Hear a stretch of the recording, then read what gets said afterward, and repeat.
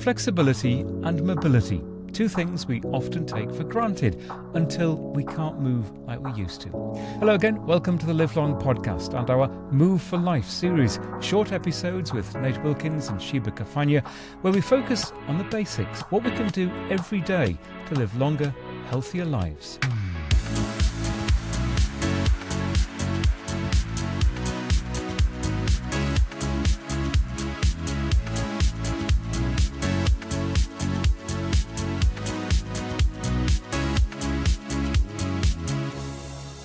So when you talk about flexibility, you're talking about the soft tissue going through a range of motion, almost like, sort of stretching or touching your toes, I would suggest.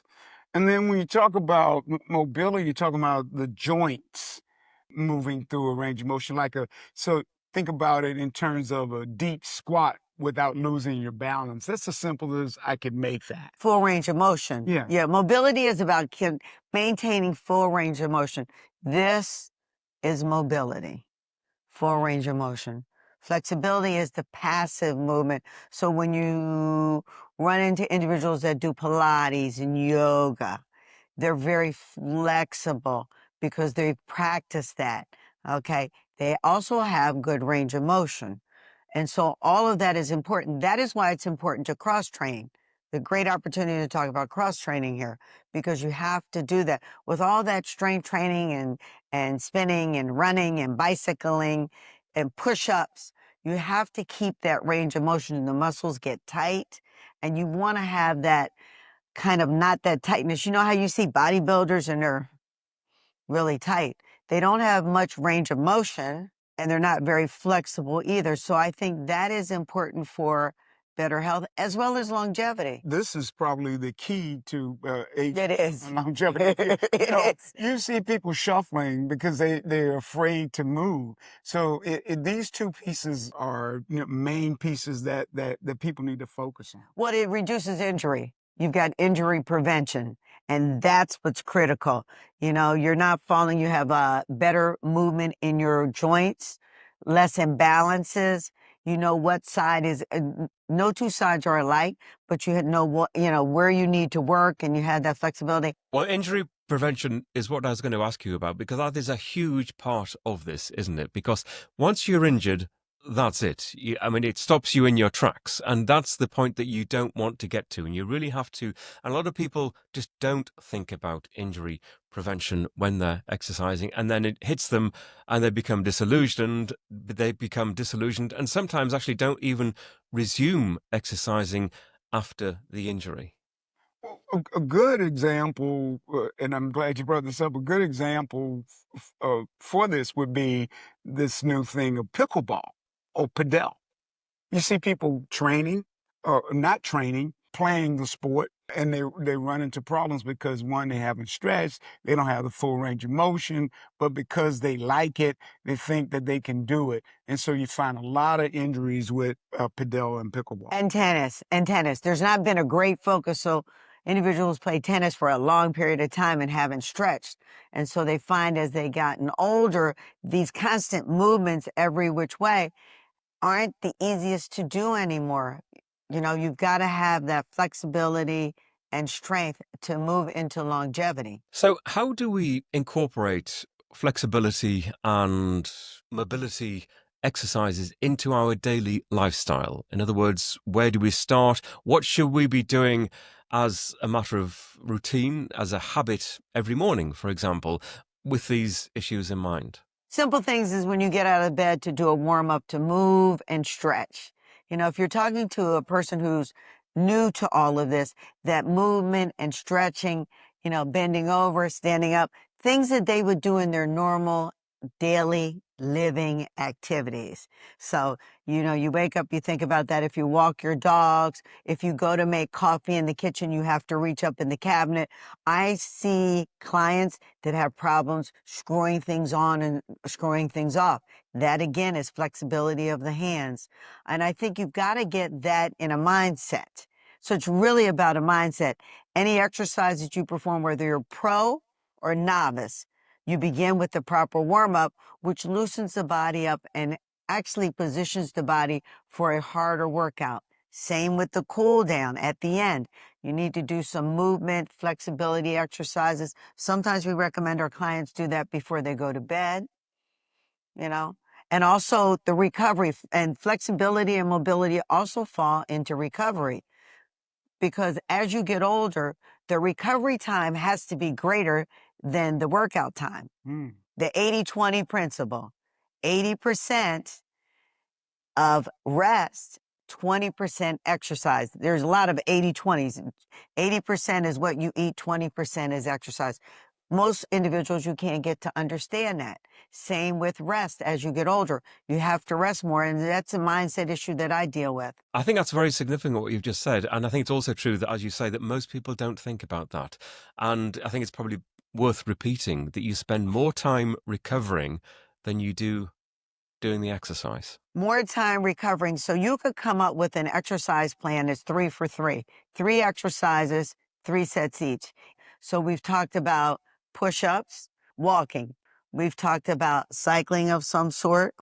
From that, you would need to recover if you're just starting out with some stretches after, drinking plenty of water. It's a whole kind of multidisciplinary thought process. Otherwise, you will not be as mindful and engaged, because it's really about a mindset. What do you need to do to get to the finish line? And the way I coach is everyone is an Olympian, whether you're in the Olympics or not.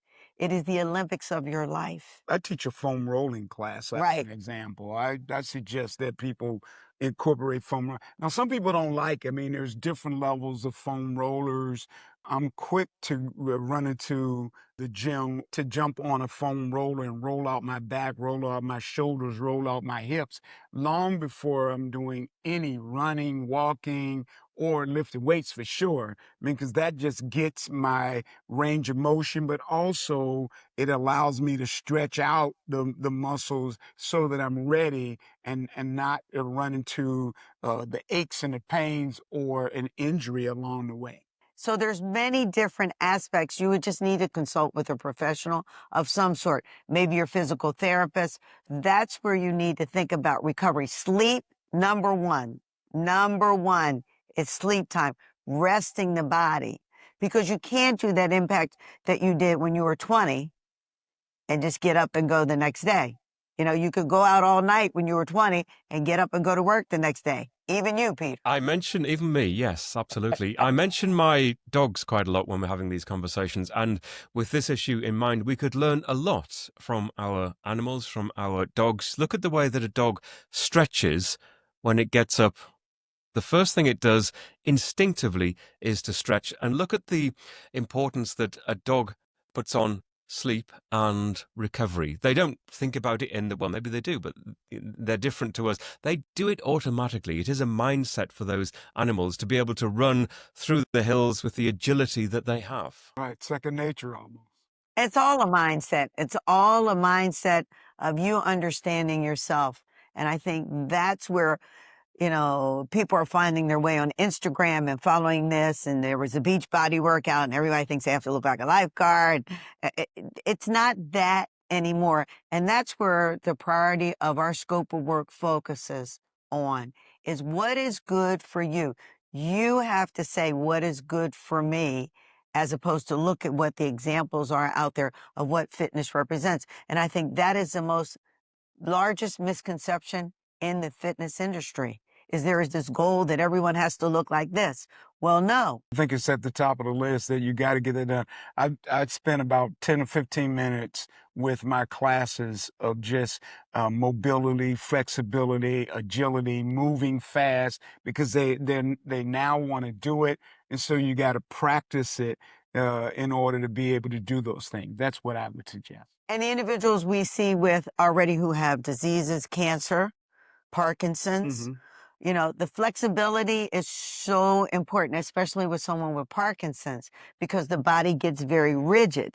The body gets rigid anyway as you age, but once you have a specific disease, it's important to release the mind, because the only thing you can think about, and it's a terrible thing, I've not been in that position of any serious disease, but I did have hip replacement. I'm having some hip issues, is that you have to come to grips with what you need to do to work that area and release the mind from the thing that's in your face. Shebah makes a good point that really what it gets down to is that the mind and the body has to agree. So good mobility keeps you strong and able to do those everyday activities, from getting up from the floor to reaching for that top shelf. It reduces the risk of injury, improves posture, supports independence and enhances our performance in whatever we want to do. The Live Long podcast is a HealthSpan Media production. I'm Peter Bowes. You can contact me through our website, livelongpodcast.com, where you'll also find show notes for this episode. This podcast is for informational, educational and entertainment purposes only. We do not offer medical advice. If you have health concerns of any kind, or you are considering adopting a new diet or exercise regime, you should first consult your doctor.